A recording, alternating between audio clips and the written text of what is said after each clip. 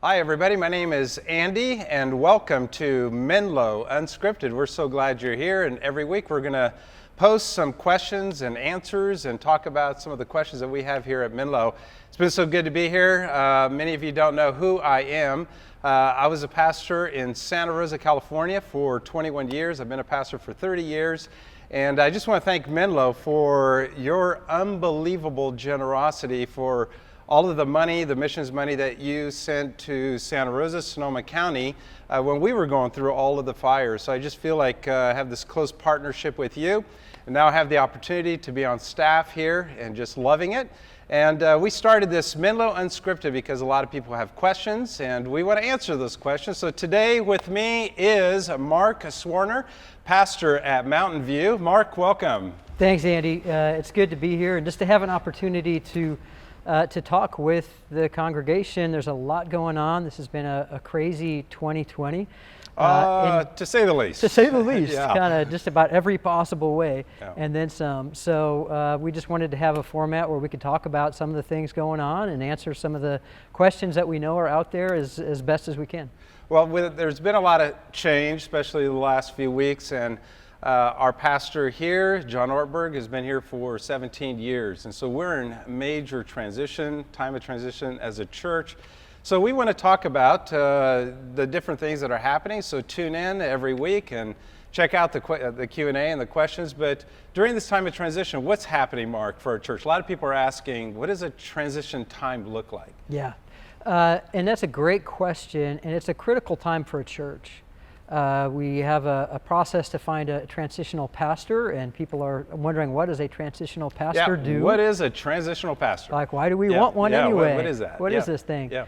So back in the day, it was sometimes called an interim pastor, and this is someone who is experienced in ministry, who is trained to come in and help churches navigate a change in leadership. And that's important whether it's a pastor retires, moves to a new area, and in a case where a pastor leaves and it's under circumstances that are challenging and difficult, as we have been in the last few months, it's an especially important time to both reflect on who we are as a church, where has God worked in Menlo in the past. That transitional period is a time to kind of look at our identity and who do we want to be in the future. How is God calling us to move forward? And the transitional pastor helps with a lot of that. It's someone who comes in, helps us walk through this process so we don't rush through it, but proceed very proactively and intentionally into the future that God is calling us to.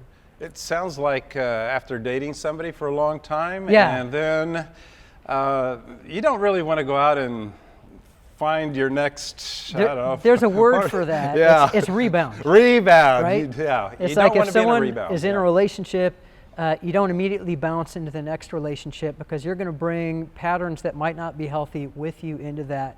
It can be true of churches. I've seen churches have pastoral transitions. I've seen some do it well. I've seen some do it not well.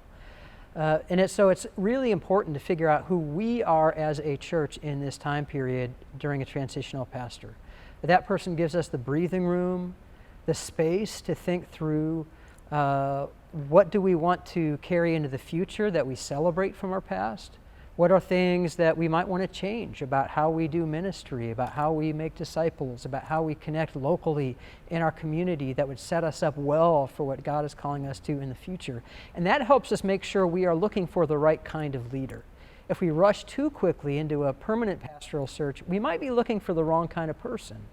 So this period also helps us identify what kind of leader do we really need, not based on how the last pastor was or what we think might feel safe in the moment, but really how is God calling us forward?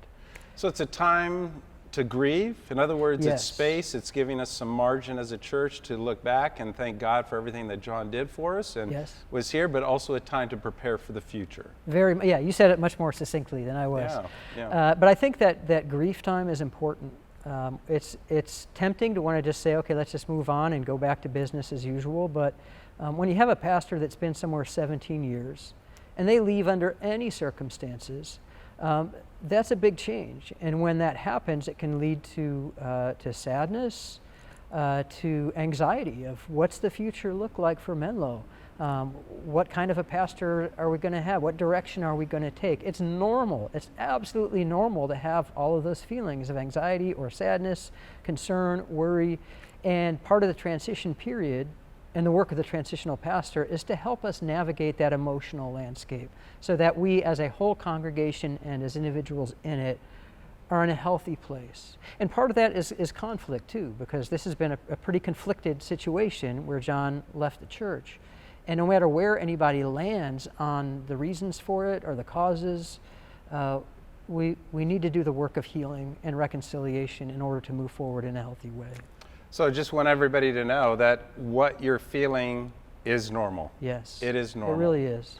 So tell us, what is this process then that we're going through? Is there a committee or a team, or how do you find the transitional pastor? Well, some of that is set up because we are part of a denomination, and there are guidelines for how churches walk through this.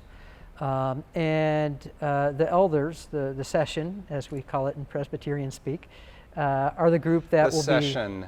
The session, yes. That's excellent. Kind of a Presbyterian, good Scottish background. So that's the board? That's the board. Of directors, elders in our church? Exactly. Okay. And so the session is responsible to hire this transitional pastor. Now, they're not doing that on their own.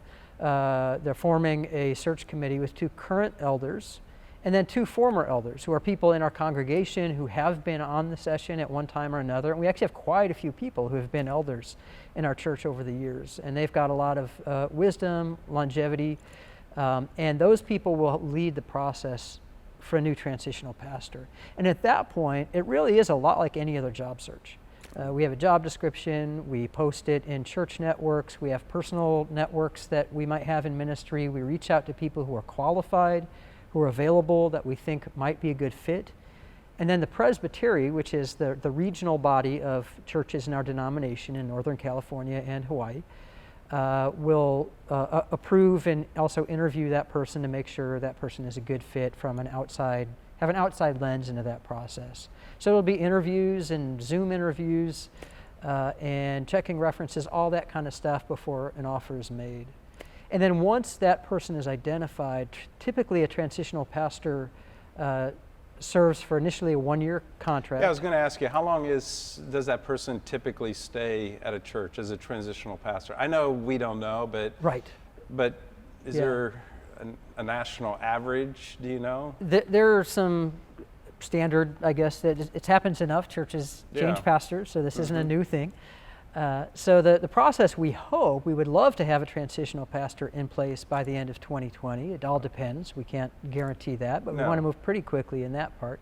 But once that person here it's generally a 1-year contract. Okay, so it's about a year that we can pretty much plan for this. For sure, a year. And it's a preparation then also, the search is going on for the future pastor. Yes, and that contract could be extended for another 6 months or even another year. So it could be anywhere from 1 to 2 years.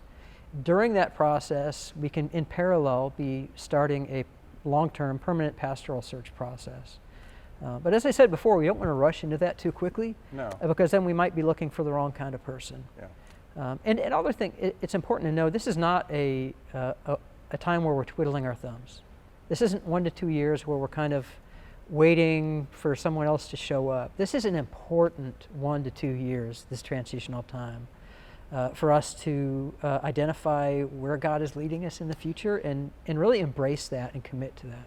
And I know we on staff, and everybody, just so you know, we are working more than ever, especially during this time of COVID and now with transition. It's almost double the workload. So I just want to let everybody know, thank you for your support here at the church and giving, and to let you know the staff is working so hard to connect in a very, very difficult situation. It is, and that reminds me of one other thing, is that we're trying to do this in a period where we're all sheltering in place. Yeah. And when you're going through transition, through change, through grief, loss, anxiety, sadness, whatever it is, what brings you the most comfort?